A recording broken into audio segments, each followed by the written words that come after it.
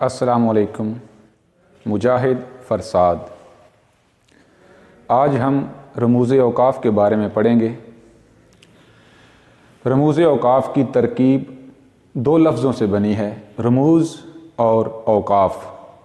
رموز رمز کی جمع ہے، رمز کا مطلب ہے نشان، علامت، اشارہ، اور اوقاف وقف کی جمع ہے جس کا مطلب ہے ٹھہرنا، رکنا۔ رموز اوقاف سے مراد ہوگا وہ علامتیں جو رکنے کے لیے یا ٹھہرنے کے لیے استعمال ہوتی ہیں۔ اب ہم دیکھیں گے کہ ان کی ضرورت کیا ہے، یہ علامتیں کیوں استعمال کی جاتی ہیں۔ رموز اوقاف کا تعلق تحریر سے ہے، تقریر سے نہیں۔ مثلا ہم یوں نہیں کہہ سکتے اسلم، اکرم اور انجم آئے، کیونکہ ہم نے سکتا جو قوما ہے اس کو بولنا نہیں ہے، لیکن لکھنے میں وہ لکھا جائے گا۔ بولتے ہوئے ہم یوں بولیں گے اسلم، اکرم اور انجم آئے۔ تو رموز اوقاف تحریر سے تعلق رکھتے ہیں۔ اب ایک جملے کو دوسرے جملے سے جدا کرنے کے لیے یا ایک لفظ کو دوسرے لفظ سے جدا کرنے کے لیے، اس کا فائدہ یہ ہے کہ تحریر کا مفہوم آسانی سے سمجھ میں آتا ہے اور مفہوم درست سمجھ میں آتا ہے۔ اگر ہم ان علامتوں کو تبدیل کریں، ان کی جگہ بدل دیں، تو مطالب میں بھی فرق آ جاتا ہے۔ جیسے روکو، مت جانے دو۔ اب دوسرا جملہ بھی سیم یہی ہے، لیکن اس میں وقفے کا فرق ہے۔ روکو مت، جانے دو۔ اب یہ دونوں جملے تو ایک ہیں، لیکن اس میں جہاں ہم نے وقفہ کیا اس جگہ کی تبدیلی سے مطلب بالکل الٹ ہو گیا۔ تو لہٰذا مفہوم کو سمجھنے کے لیے اور درست طریقے سے سمجھنے کے لیے رموز اوقاف بہت اہم ہیں۔ تو اردو میں جو زیادہ مشہور رموز اوقاف ہیں وہ 10 ہیں، جن میں سے پہلا سکتہ، وقفہ، رابطہ، تفصیلیہ، ختمہ، سوالیہ، ندائیہ، واوین، قوسین اور خط۔ اب ہم نے یاد کرتے ہوئے ان کی ترتیب ملحوظ خاطر رکھنی ہے۔ ترتیب حسن کو کہتے ہیں۔ اگر ہم A B C D اس طرح پڑھیں تو تیزی سے پڑھ سکتے ہیں، لیکن اگر ہمیں یہ الٹی پڑھنا پڑ جائے تو مسئلہ بنتا ہے۔ اسی طرح الف ب ج د، اس کو بھی اگر ہم الٹا پڑھیں تو مسئلہ بنے گا۔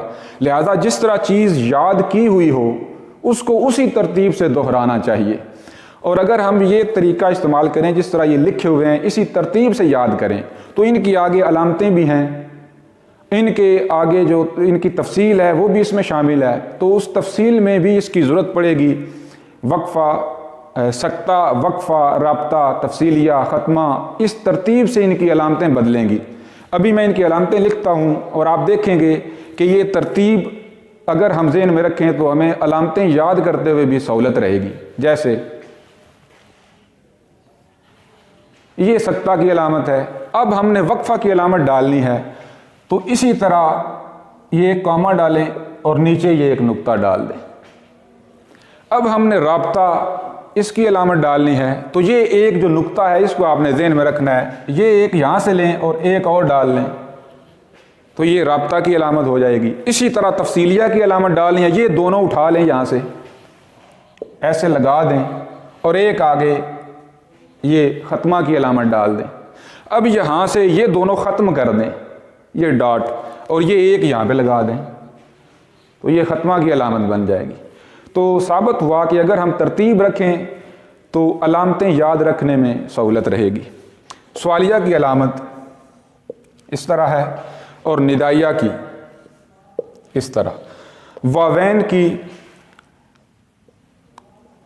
اس طرح ہے اور قوسین کی قوس کی طرح۔ خط کے لیے 2 علامتیں استعمال ہوتی ہیں، ایک یہ اور ایک اس طرح۔ اب ہم نے ان کے دوسرے نام جو ہیں وہ دیکھنے ہیں کہ ان کے اور نام بھی ہیں تو وہ بھی ہمیں یاد ہو جائیں۔